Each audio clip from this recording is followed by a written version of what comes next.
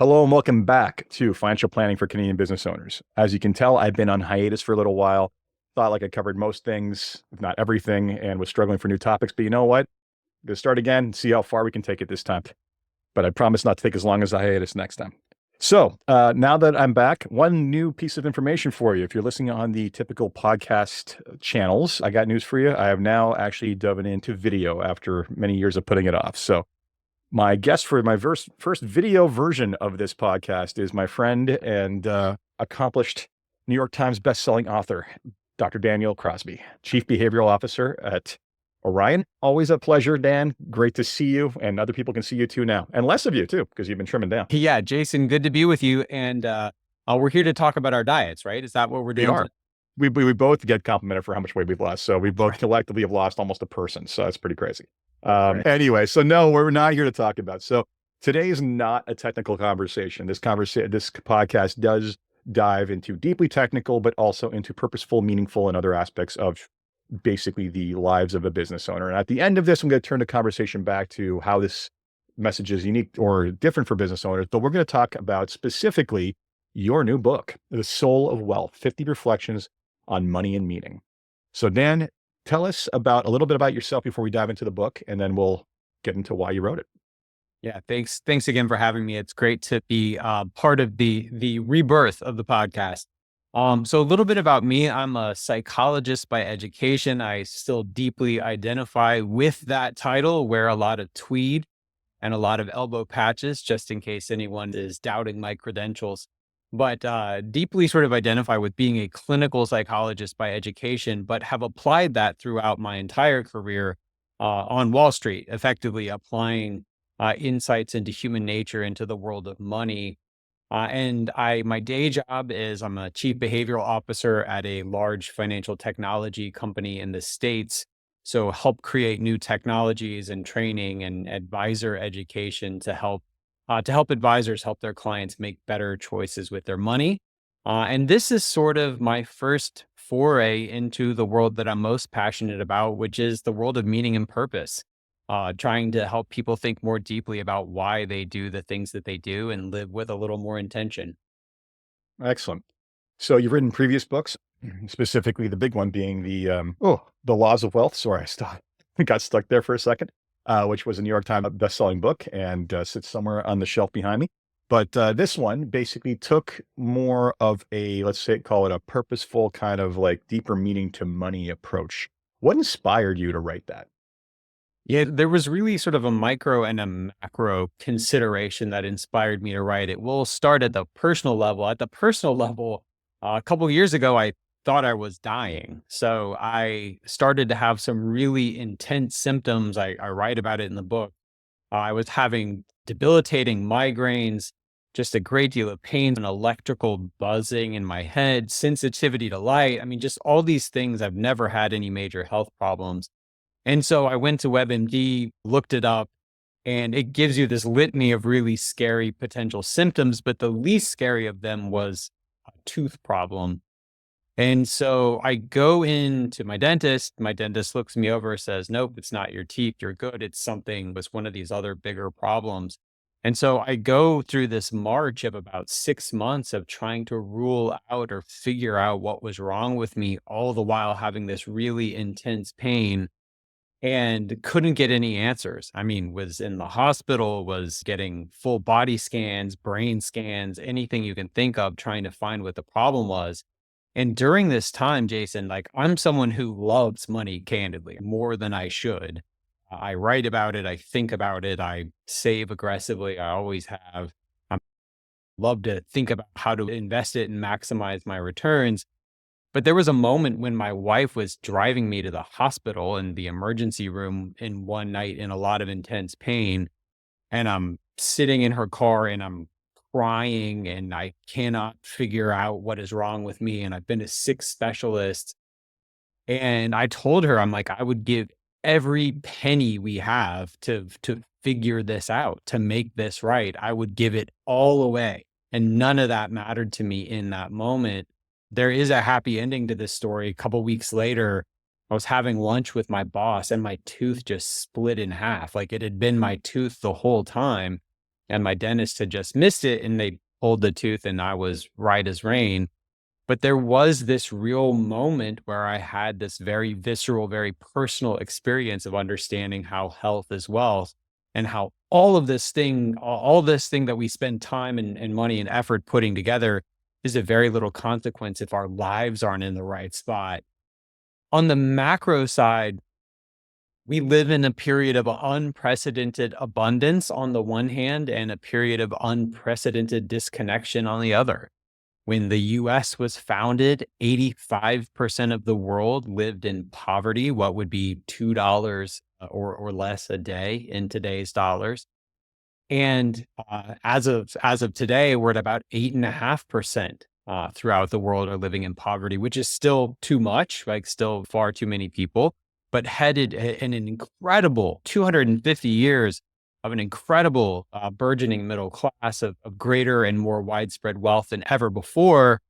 But even as we have taken care of those bottom two rungs of Maslow's hierarchy, more of the world is safe and secure and well fed than ever before. We have this massive meaning crisis. We have record levels of disconnection and depression and suicide and malaise. And people my age and younger in the US, more than half of them say that they are lonely. The modal number of friends a US male reports having is 0. So we have this crisis, right? We for forever in human history, we've been scratching and clawing to get enough to eat or to get safe. Now we've largely accomplished that in the West, and yet our personal lives are falling apart. And so trying to bridge that gap between the material and the psychological was a big reason why I wrote the book as well. Yeah, you got a lot to unpack there. I mean, first off, WebMD, all roads lead to cancer. That's, I swear to God, it's someone, they must have got sued at one point because, like, what's a possible scenario? You may have sprained your ankle or cancer. Like, it just always goes there. It's bizarre. Always cancer. Yep. Yeah, seriously. And it's funny you say, you know, how much you love money, but it's just like, first all I picture is like Scrooge McDuck, like swimming in a bunch of stuff, but that's not you. You love to think about it as much as you love, as much as any of us love it. But, you know, to your last point, it's just, you know, we find purpose through struggle, right? And when we don't have the struggle or a struggle, then basically we lose, or like, why are we here? There's something very focusing about needing food or water. Yeah, like you can't worry about other stuff or worry about what you're gonna do with your time. But when we're secure, you're right. We have this paradox of basically abundance, where we're in the most abundant time ever, yet we're also in the least, in some of the ways, the least satisfying times ever for many people. But I also think back to Charlie Munger explained this quite well, especially when you look at certain discourse in the industry or certain discourse in the world these days. He said, "So the world's not driven by greed. The world's driven by envy. And at the end of the day, it's not just about how you're doing. It's about how you're doing relative to everybody else. And that's what I think this world that we live in today amplifies beyond belief, right? You can easily go on Instagram or whatever else and see people living, quote unquote, their best lives, and wonder why you can't do that. And too often, especially as a financial planner, the conversation ends up when people are like, my friends are doing this, why can't I do this? And the response often becomes, I don't know that your friend's not one paycheck away from bankruptcy, right? If you're making the same Yeah. money, you're just living different lifestyles, something's got to give. So where's it coming from? I always say, never judge their lifestyle until you see their balance sheet. And that tells you a lot. Anyway, so that's my diatribe. Let's get back to your book. All right. So in this book, you took the approach of talking about, I think really it's more so than anything else, it's a purpose, quite honestly, is what I see. And you took a lot of stories and lessons from friends, from life, from religion, from you name it. And you were talking about the soft line, because again, having read a lot of this stuff in the past in different conduits, the way you package it together, I found so approachable. Care to share did you go through an approach whereby you're like, I want to talk about this financial concept. Here's a really good allegory for it out of wherever. Or was it just, where did it come from? Did it just come from like things you commonly talk from? Like how purposeful were you in the design of the book is what I'm really getting at. Yeah, extremely purposeful, and I'm glad that shone through, and I'm glad you noticed it, and others have as well. So I actually, there's a little bit of a story there. I knew I wanted to write a book about money and meaning. I even knew the title. I liked this idea of soul, and I started. And my previous books had been very traditional. They had been 10-ish chapters of 25-ish pages apiece to give you a nice sort of full length nonfiction book. And I started to write The Soul of Wealth in a very similar vein. And this was something I was so passionate about. And when I went back and read what I had written, it just kind of sucked. Like I wrote about 80 pages and I went back and read it and I was just like, this isn't good. And so I set it down for a minute. This is all very hard for me, by the way. I mean, writing 80 pages worth of something and then knowing that it'll never see daylight is sort of depressing for me. Telling your So baby, my God. yeah, right. So I That's set this aside and I'm a believer that great writers are big readers. And so I said, look, I need to start reading more. I need to get inspired. And so I got a copy of Rick Rubin's book. I'm a big music fan. yeah. And I Great got book. a copy of Rick Rubin's book, The Creative Act. And his book is something like 75 chapters of 3 to 4 pages apiece, just with these pithy truisms about the act of creativity. And I flew through that book. And as a dad of 3 and a husband and a guy with a big job, at the end of the day, I try and read every evening, but I'm also very beat up by the time I get to my books. And it was the perfect format for me to just sort of take in these bite-sized truths. And so that was my inspiration. Thank you, Rick Rubin. You were definitely my inspiration to say, let me rethink the way a book should work. Within that 50 chapter format, I had a formula within the formula, which was story, research, application. You know, we are storytelling species. This is how we have communicated from around campfires to the modern day. And I knew that I wanted every story to begin, or excuse me, every chapter to begin with a story that's sort of the narrative hook for whatever I would be talking about. So every chapter begins with a story. I am a scientist. So then I wanted to get into the research that proves that this isn't just a one off or an anecdote. And then I wanted to speak to the so what. Okay, nice. Here's a story. Here's some research. Who cares? What do I do about it? So I was very intentional. And I tell you, Jason, it's more readable, of course, in the same way that I found Rick Rubin's book to be so readable. But it also makes you step your game up as a writer. You know, you can't hide Mhm. behind big words and fluff and repeating things. You have to make a point quickly and concisely. And that was really a lovely challenge for me. So 2 comments there. First off, I'm also gonna say I feel like there's a connection between your cover and Rick Rubin's cover. Rick Oh, Rubin's cover is they've just totally. I got that. Okay, good. Because to me, I'm looking at it's just a circle, but your circle has layers and depth to it. I mean, I feel like we're right on top of it. So well done played. Secondly, yes, as for the writing format, one of my favorite quotes ever is Mark Twain's, I wanted to write you a short letter, but I didn't have time, so I wrote you a long one.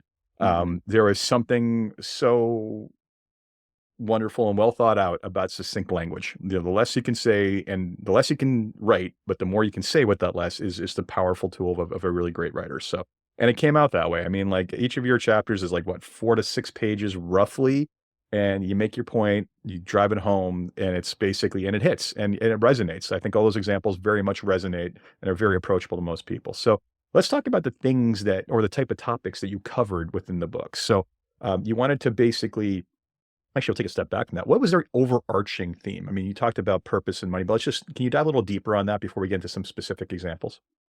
I think you nailed it with the meaning and purpose. I think even more than happiness, there's certainly research on happiness in the book as well. But to me, happiness is something far more basic than something like meaning or purpose. I think that happiness, if you think about the animal kingdom, animals we know can experience happiness because a lot of happiness is just an absence of worry or an absence of pain. So, you know, a deer or a skunk can experience happiness, and so can we. And happiness is lovely, and we're all chasing that. But meaning and purpose is deeper than that. It's more enduring and it's more meaningful. If you look at the research, my favorite example of this, and we're both parents, and so we can sort of we can speak to this. If you look at the research on happiness and children, uh, happiness declines drastically in marriage when folks have their first child, and then it continues to decline with every subsequent child. And so you look at this and you go, yikes, wow, why does anyone have children? Well, at the same time, we see a dramatic upswing in meaning in life with the birth of a first child, and then additional meaning in life with every subsequent child. So, does making a kid have you less happy? Yes, because poopy diapers are no fun and late nights are no fun. I went to a holiday sing along every night last week. It wasn't fun. It was not fun to do this stuff. And yet it was deeply meaningful, and I'll miss it when it's gone. So, in a lot of ways, happiness is just the absence of pain. And there had been some research done on happiness. I wanted to talk about joy. I wanted to talk about meaning and purpose. And hopefully I accomplished that in the book. I think you absolutely did. And the kids one is one that, yeah, I can totally understand that paradigm. And I always think back to, I never feared death until I had my first child. And it was just like, oh boy, I kind of got to stick around for at least another 25 years, don't I? Yeah, I got to be a little bit more careful. So yeah, again, it is again, happiness and purposefulness, just interesting dichotomy there. Okay, so let's talk about some of the individual takeaways in particular. Like you gave lots of examples. I mean, the chapters, how many chapters you got in this thing? It's 50. 50 that's right, 50 different messages. Are they grouped into, at least in your mind, grouped into different themes around it, or is it all just the main theme and it's individual lessons? How did you structure the 50? I just wanted, there's no sort of structure within the structure. They all sort of revolve broadly around this idea of purpose. I will say though, my desire here stemmed from a frustration with my earlier work.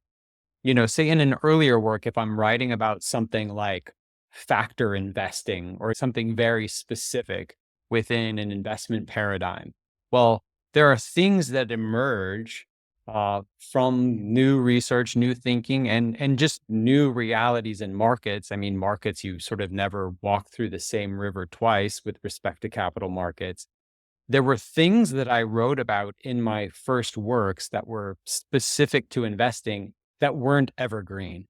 And I wanted these 50 ideas in here to be evergreen. And so I looked for places where research, philosophy, even faith traditions had all coalesced around an idea that had been around for a very long time, because I wanted these ideas to be as lindy as possible, to use Nassim Taleb's word. So I wanted them to be as enduring as possible.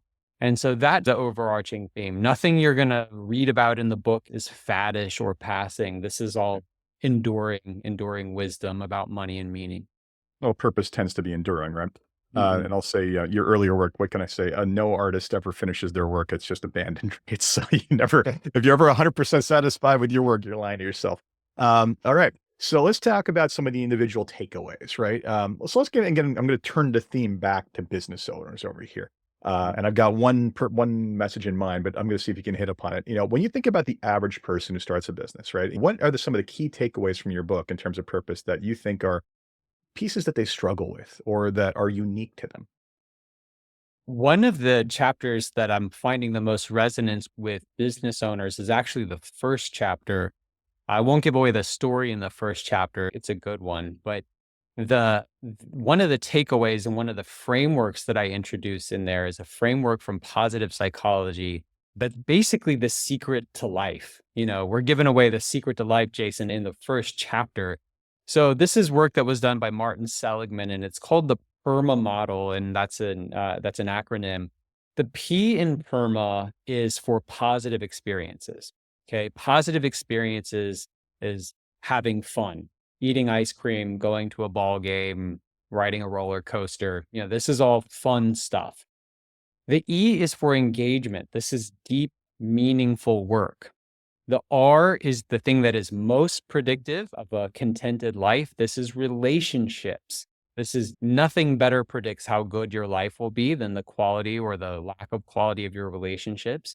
The M is for meaning, which is working for something larger than yourself and your benefit and your money.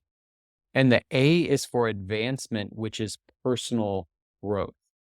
So, where does this come in for a small business owner? Well, small business owners represent a lot of the wealthiest people around. I mean, that really is how you create wealth, is by having equity in something. And so, it may not seem like that today to some of your listeners who may be very much in the trenches now, but small business owners who work hard and stick with it tend to be some of the wealthiest people in the world. And a lot of times they over index on that P, the positive experiences. They go, well, when I have money, or, when I sell my business, or when I have my exit, I'll be able to buy the beach house, or buy the McLaren, or do golf all the time. And those things are all lovely. I mean, I wish I had a McLaren. There's a guy at my gym who has one, and I get a little jealous of him every morning. And those are nice things, and they're worth having, and they're worth working for. But we forget about the other four, many of which are nicely met by working within or owning a business. Engagement, doing deep, meaningful work, the relationships we have at work, the meaning, being part of a team and working for a larger goal, and the natural advancement and progress and growth that is baked into running and growing a business. I think a lot of times we get so focused on that next goalpost, or that exit, or that acquisition, that we leave behind a lot of meaning and a lot of joy in our day to day, or we fail to plan for our life post exit, when a lot of those things will go away. We do, and it's interesting because you nailed the one I was going to go to for a couple of reasons. Like the entire PERMA model, you're right. If you describe someone who loves the business that they're building, you can literally check every box on the PERMA model. Like it's Mhm. boom, it's all there, right? And then the interesting piece, and there's one line I'm going to take from your book that I just came across it. It's true wealth is not about finish lines or numbers. It's about using whatever material abundance we have to enrich the other, more enduring paths of fulfillment. So this is where I think the struggle comes in, especially around business owners and retirement. It's they have this reality and identity wrapped up in their business, supported. Again, the PERMA model, all the boxes are being checked. So fulfillment is there. And then they have this realization that it's going to end, right? And if they haven't created the same kind of checklist in their life outside of the business, that can be massively, massively detrimental to their psychological health, and even just prevent them from crossing that finish line when it comes to work. Any kind of input or thoughts and tips about how they can mindfully basically prevent that from happening? Yeah, absolutely. I think you started to touch on it with the intentionality piece. I have a mentor from my hometown who sold a business for hundreds of millions of dollars. And this is a person who is as humble a man as you'll ever meet. I mean, he lives in a house, and he lives in Alabama, first of all. He lives in a house that costs a couple $100,000. He drives an old truck. He wears blue jeans. I mean, you would never know that this man was wealthy, and so it really was never about the money for him. And after he sold his company, he did something that to me was so sad, but so telling of the mindset of many folks who sell their business. He had these cards printed up that had his name on it, and then under it, it said former person, because his identity was so wrapped up in who he was as a founder and a part of that business, that he had lost his sense of self and his sense of importance in the wake of having sold that business. Now, he had other good things going on in his life, and that was tongue in cheek, but it also spoke to a real truth, which is, if you're not very intentional about planning what comes next, you are going to be a former person. The good news is small business owners have a host of skills that can just be applied in a new direction. And I think back to the Stephen Covey quote that I'm about to mess up here.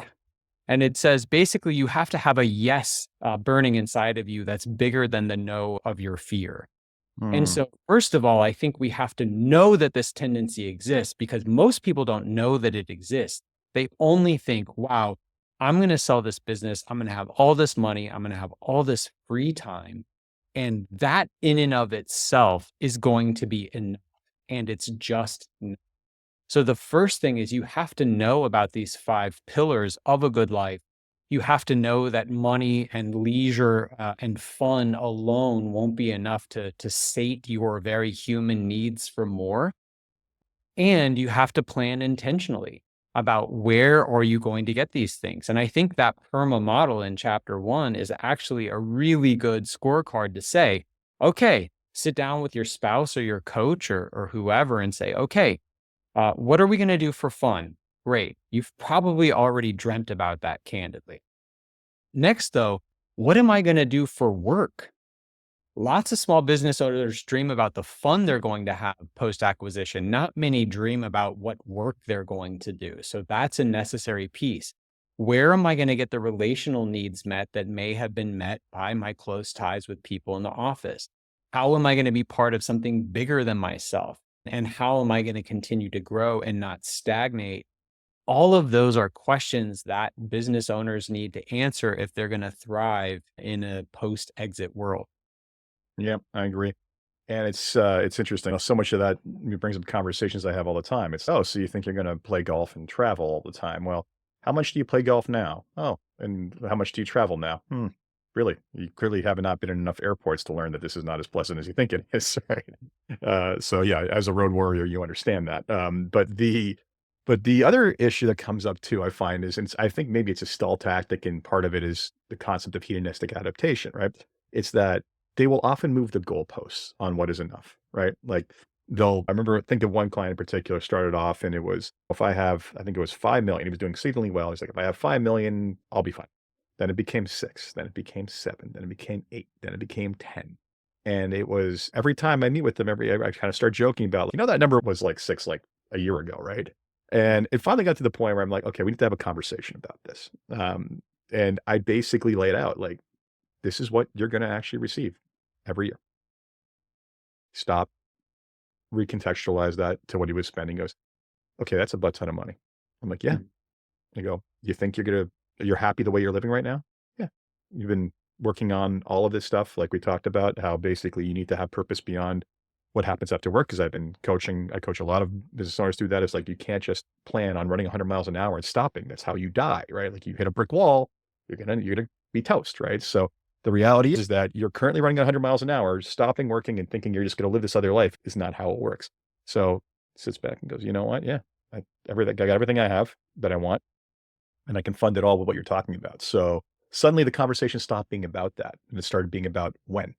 So not everybody can get there, but it's an interesting challenge, but it's only one you got to be ready for if you have the PERMA on kind of both sides of the equation, I guess. So any other key takeaways that are resonating with business owners in your experience? That was the big one. That was the one that was top of mind for me for sure. For sure. So there's a bunch of stuff in here. Let's talk about what else is resonating in general, never mind business owners. Is there any particular chapters that people are coming up to you and saying, you know what, this really spoke to me? So the chapter that is explicitly about meaning, it's called Your Money Needs a Why, is really fascinating. And it's one of these things, Jason, I'm gonna take you to church for a minute. I call it in the book, I call these River Jordan problems, and it's after a story in the Bible.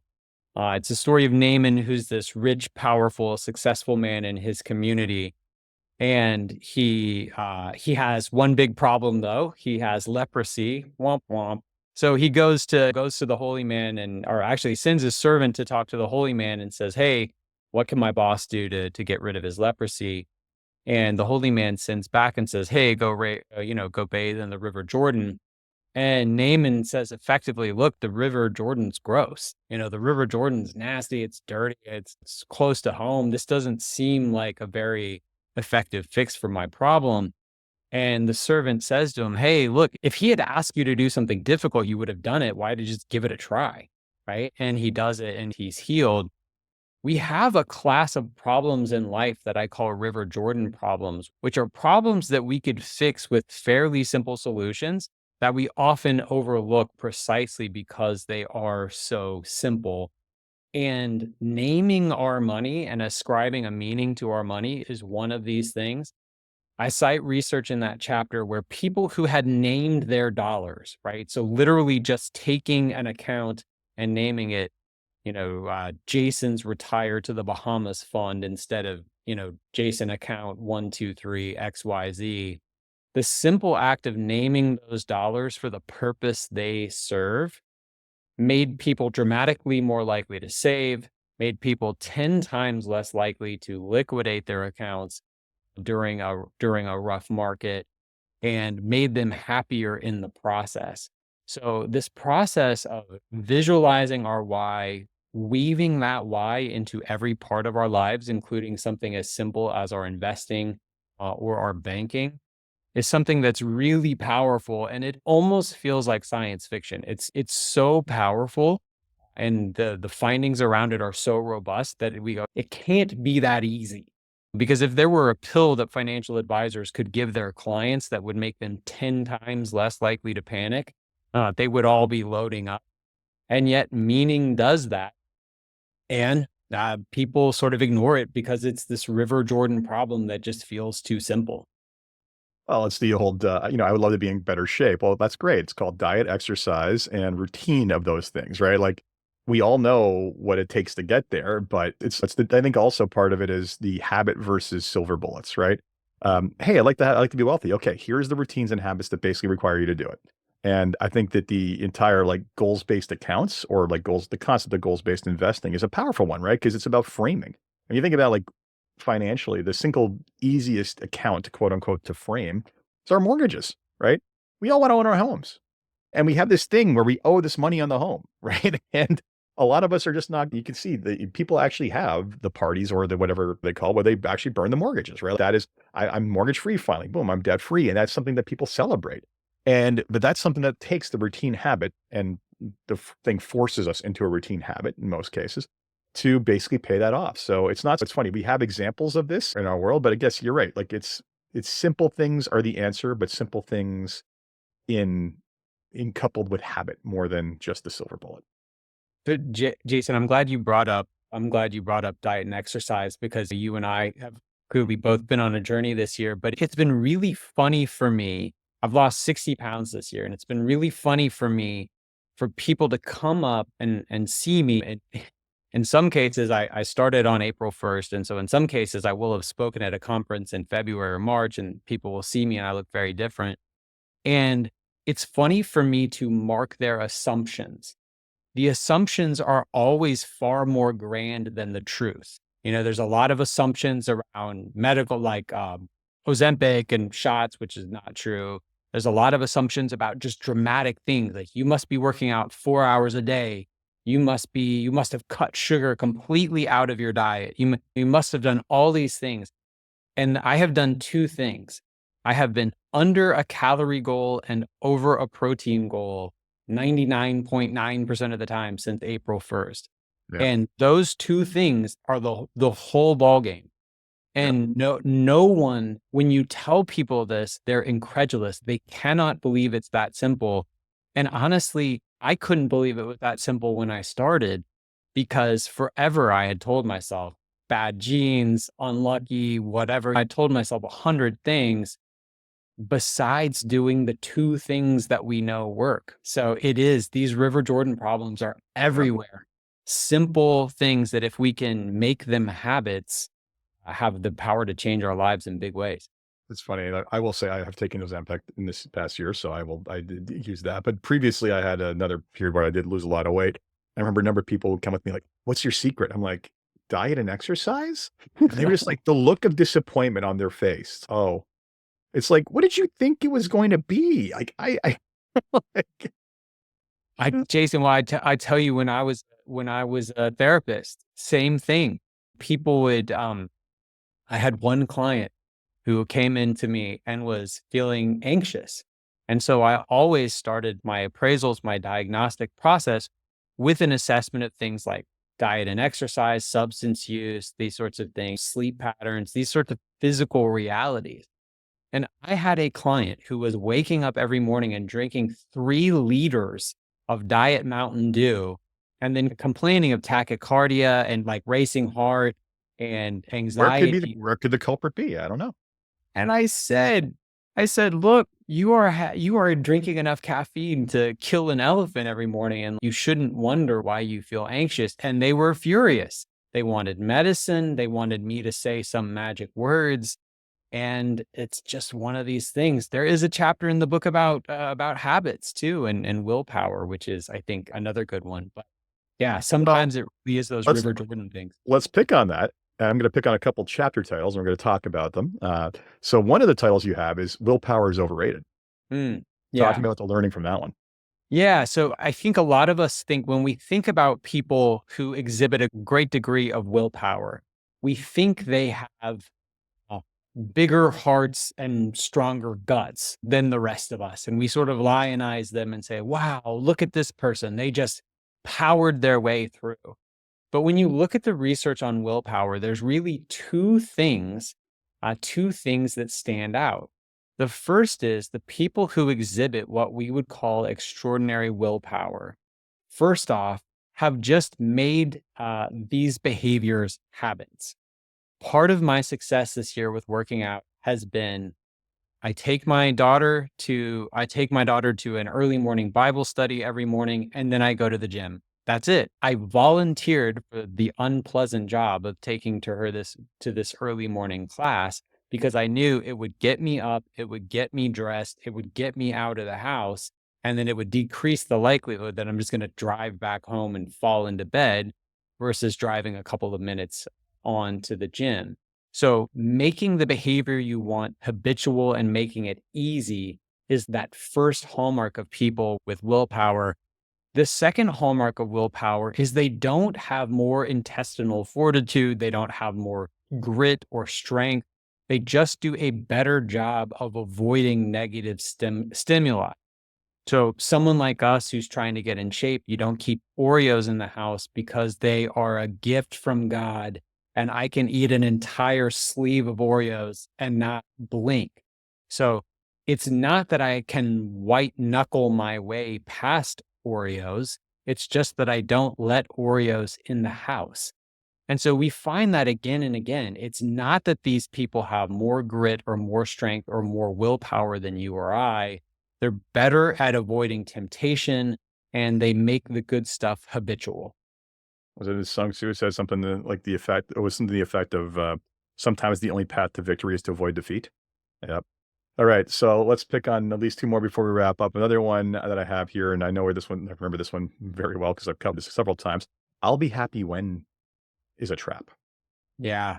I think we touched on that a little bit earlier with our talk about hedonic adaptation, but we just tend to move the goalposts. And you can Yep. gain a lot of wisdom about human nature by looking at the evolutionary realities that got us to where we are today. And from an evolutionary psychology perspective, if you look at people are gonna argue about how long humankind has been around. Uh, Directionally, if you condensed human history down to a 1-year calendar, the pyramids were the pyramids were formed in late December, Mhm. around Christmas Day sometime, and we find ourselves today on December 31st of the 1-year history of humankind. That is incredible to think about how recent our abundance is. The ability to make and store enough abundance to last a lifetime, the ability to make and store enough abundance to retire for 30, 40, 50 years is a relatively recent human phenomenon. And so, in a very real sense, we are wired for more, more, more. It's never enough. Go get it, get out there and work. Because for most of human history, except for the last 4 or 5 days of human history, that has been the reality. So, we are not wired to quit. We are not wired for contentment or ease. We are wired to always be struggling and always be clawing for more.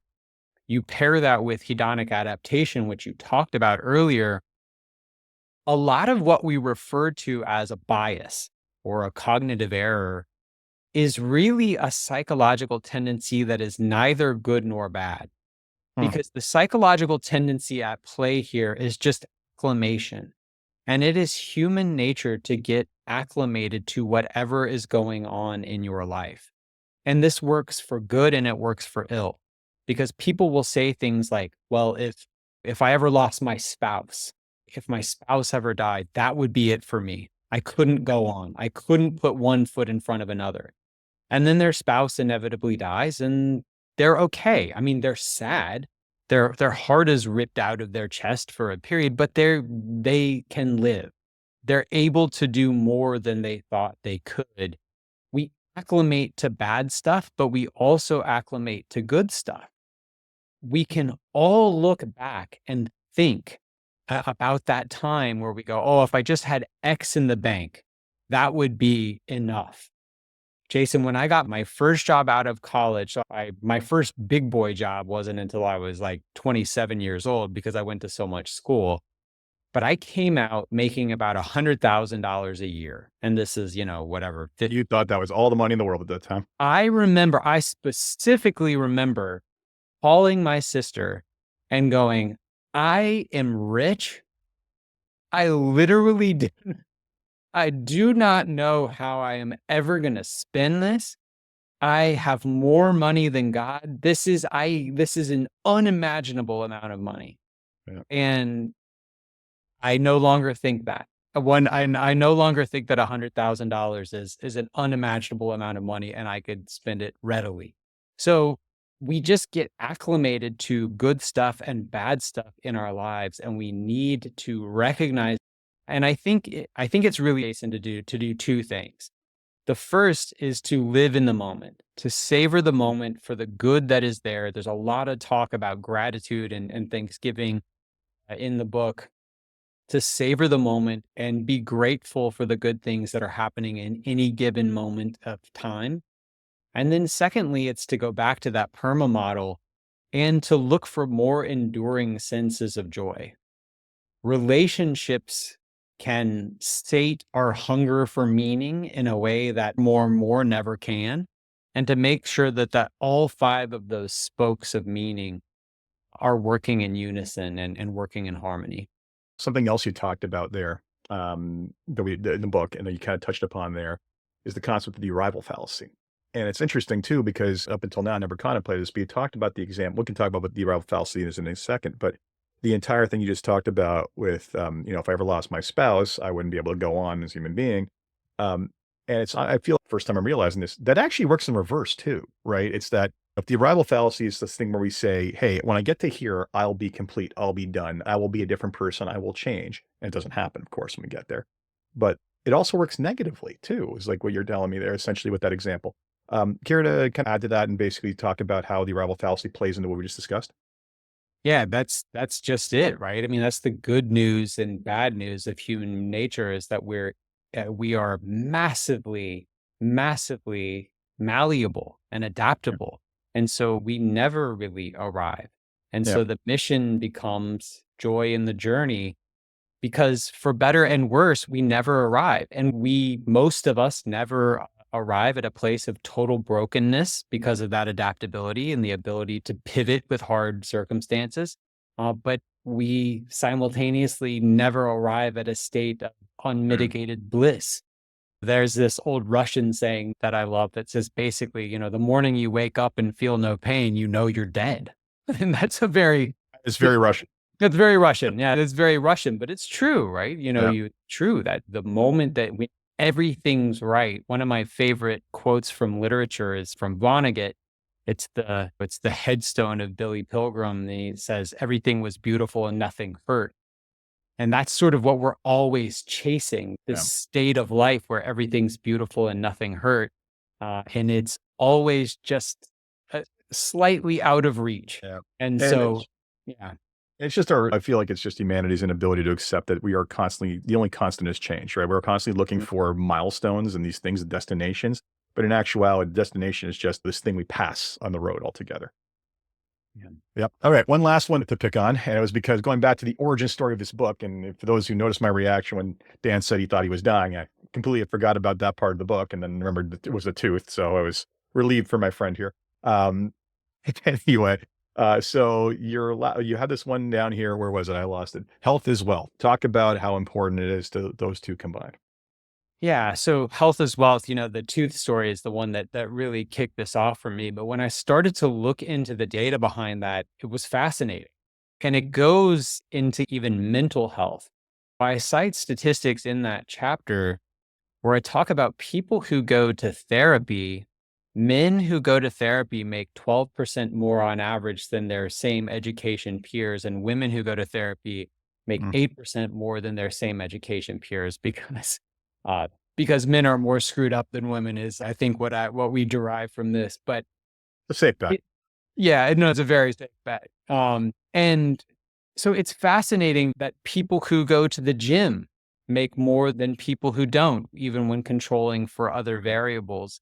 And so we live in a world of work where a lot of our success at work comes from non-technical, non-analytical things. We know that EQ is a better predictor of earning power than even IQ in the workplace, and that the way that you interface with other people and the way that you move through the world is material. So in the most literal sense, examples like mine, where I thought I was dying, a WebMD had convinced me that I had a brain tumor. When you think you're dying, all of this comes into sharp relief, and a sick person only cares about one thing, whereas someone who's healthy has myriad concerns. Mm-hmm. There's also, back to this other thing, people who have a mentor make more money than people who don't. People who go to therapy, people who take care of their bodies. So in a very literal sense, not only is money no good to you if you're sick, but also making yourself well can help you make more money. And I think anyone who's ever been in good shape, really good shape, knows that, frankly, when you are, it's like stress just rolls off your back in comparison. I don't know what it is. We'll call it some sort of hormonal thing. God knows your ability to deal with stress. But I just know that when I am in shape and when I'm doing well and I'm working out and taking care of myself, my ability to deal with adversity just seems to be so much greater. And my inability or my ability to just not get anxious about things, also fantastic. Anyway, we could go on forever, Dan, as we can talk. Every time we talk, we tend to go on for a while. But I want to wrap things up and thank you so much for coming on the show and helping me relaunch and being my first video guest. I appreciate that. And I hope everybody listening takes the time to pick up the book. That is the Soul of Wealth, 50 Reflections on 50 Reflections on Meaning and Money, or Money and Meaning. Apologies. I closed the cover down. But anyway, nevertheless, Dr. Dale Crosby, always a pleasure. Thank you. Jason, my pleasure. Ketchup chips are still trash. I'm going to feed you Dan has been in Canada. He knows ketchup chips exist, like many Americans. Next time, I'm going to get you the Farm Boy ones, which are spicy ketchup. You might actually be okay with those. There's less sweet, more spicy. I am anxious to be proven wrong. Thank you for having me. Future proof in the summer. All right. As always, if you enjoyed this podcast, please leave a review on Apple Podcasts, SoundCloud, Spotify, or now on YouTube, wherever you get your podcasts. And until next time, take care.